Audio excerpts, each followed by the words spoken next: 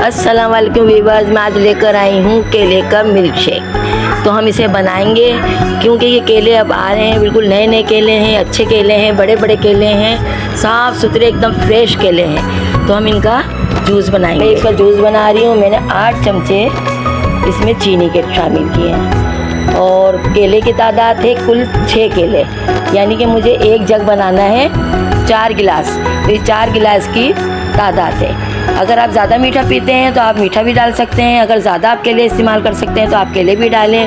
अगर आप यानी कि शुगर भी है ना आपको, तो आप उसमें चीनी ना ऐड करें, दूध ऐड करें और बर्फ़ डालें और इनको मिलाकर आप मिल्क शेक बनाएं तो शुगर और ब्लड प्रेशर वाले भी आसानी से पी सकते हैं। तो मैंने ये मिल्क शेक बना लिया है, आप भी अपने घर में बनाइएगा। ये 4 गिलास मिल्क शेक तैयार हो गया।